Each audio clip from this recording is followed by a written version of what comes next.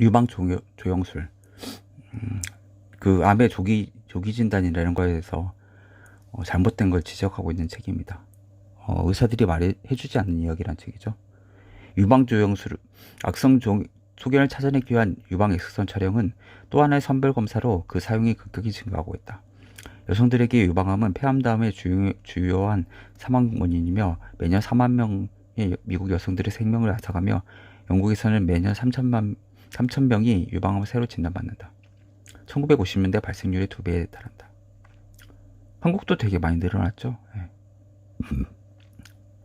유방암 발생이 지속적으로 증가를 계속하자 미국에서는 여성 9명 중 1명, 영국에서는 12명 중 1명, 여성들, 특히 40세 이상의 여성은 정기적으로 선별검사를 받아야 한다는 압력이 가해졌고 유방 조영술은 거대한 산업으로 성장하게 되었다. 정부 차원에서 막대한 자원을 동원하고 엄청난 돈을 퍼부으며 조기 진단과 국소적 치료의 성적을 높이려고 노력했지만 유방암 사망률은 크게 떨어지지 않고 있다. 잉글랜드와 웨일즈 지역에서 유방암 사망은 1990년대 12% 정도에 저하되었다. 보건당국에서 광범위한 유방 조영술 선별검사 프로그램을 시행한 결과 이와 같이 사망률이 급격히 떨어지고 있다고 주장하지만 그들이 이렇게 자축할 이유는 전혀 없다. 새로운 연구 결과 선별검사가 과거보다 더 많은 사례들을 발견하는 데 도움이 된 것은 사실이지만 사망률 저하와 관련이 있다는 증거는 발견되지 않았다. 영국 국립암 등록본부에서는 이와 같은 사망률의 저하가 선별검사 프로그램보다 타목시펜, 암세포의 성장을 억제하는 약물의 사용이 증가된 것을 관련이 된 것을 큰 것을 주장했다. 타목시펜 유방암 치료제죠. 영국에서 전국적인 선별 검사가 도입된 후 1988년 이후 50에서 64세 사이의 연령 집단에서 유방암 발생률은 25% 증가했다. 그 외에도 유방암 사망률의 감소는 1985년부터 시작되었지만 선별검사 담당 부서는 그 뒤부터 3년 뒤에 만들어졌다. 그리고 1990년 이전에는 아직 영국 전체에서 완전하게 선별검사가 시행되지 못했다.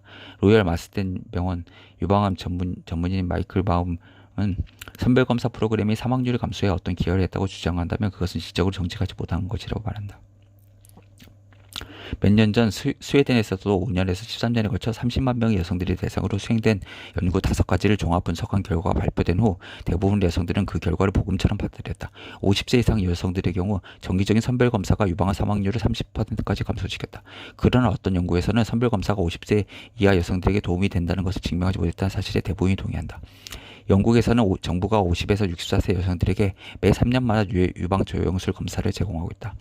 의료인들이 이와 같은 위험률 30% 감소를 금과 옥조처럼 여기고 이들 선별검사 효과가 입증된 바 없는 50세 이하 여성들과 같은 인구 집단들에게까지 선별검사 프로그램을 시행해야 된다는 근거를 내세운다. 미국 암학회나 미국 영상의학회에서는 모든 의학적 증거들을 일체 무시하고 40세 이상의 모든 여성들에게 매년 유방 조영술을 받을 것을 강력히 권장하고 있다. 검사의 효과가 입증되지 않은 40에서 49세 연령 내 여성들까지 검사 대상에 포함되고 있다. 그러나 50세 이상 여성들에게도 유방 조영술 선별 검사가 도움이 된다는 결정적 증거는 없다. 흔히 인용되는 스웨덴 연구에서 3가지 연령 집단, 즉 40에서 49세, 50에서 69세, 70에서 74세 여성들 모두 결과를 모아서 전체적인 결론을 끌어냈다. 연구는 50대 여성들에게 긍정적인 성과를 얻어냈지만 40대나 70대 여성에게 얻는 것이 없었다.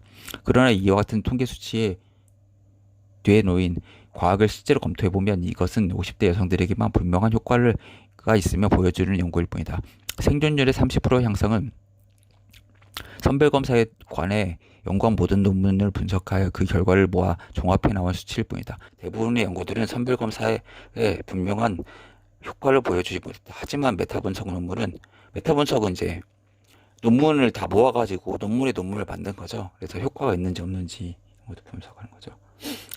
가장 과학적으로 연구한, 즉 무작위 기법 랜더마이즈드 사용한 연구들에서만 근거와 선별검사 모두 다 효과적임이 입증되었다고 결론냈다. 그러나 증명되지 않은 의학적 수치에 반대하는 맥코믹 박사와 페트르 스크레반의 두 학자는 가장 과학적인 기법으로 수행한 것으로 간주된 연구 4개 중 3개에서 50세 이상 여성들에게 통계학적으로 의미 있는 효과를 나타내지 못했다고 지적했다. 모두 8만 명의 여성을 대상으로 조사하였지만 선별검사 지지자들은 너무 작은 규모라며 무시해버린 두 개의 연구도 여기 포함시킨다.